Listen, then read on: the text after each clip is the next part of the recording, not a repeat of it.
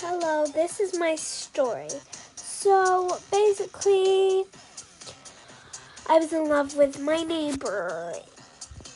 It got quite embarrassing, but I had to deal with it. Anyways, let's get on with the story. Mom and Dad were off on a holiday, and I had to stay home with my little sister, Jessie.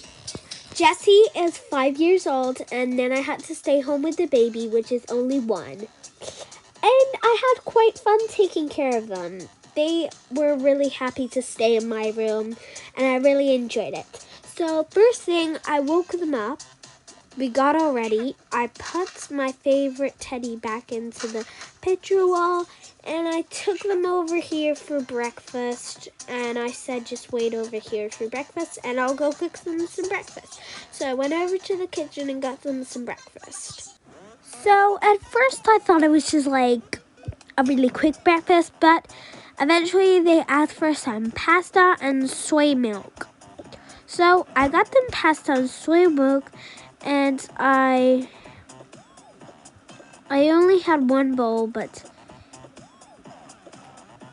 yeah, I had 2 glasses for them, but they could still share a bowl of pasta. They don't really eat much.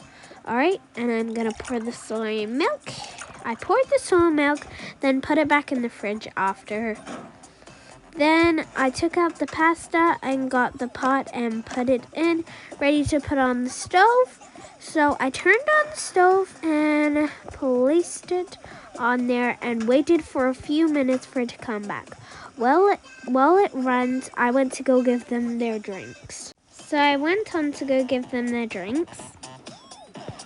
I had to feed the little one because she didn't know how to drink.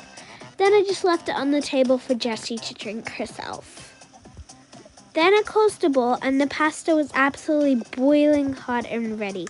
I turned off the stove, bring the pasta out, carefully, very hot, and placed it in the bowl. And then I grabbed a spoon for them so then they can eat it with the spoon. I went over to the table and placed their food down with a little spoon and waited for them to see if they were hungry. Jessie drank her drink, and I waited for her to say something if she was hungry. She eventually said, "I'm hungry, can I have some pasta?" I said yes, and then she started to dig in. So after they ate the rice, I put a little bowl with a spoon and put them all in the wash, and I gave them a little wash.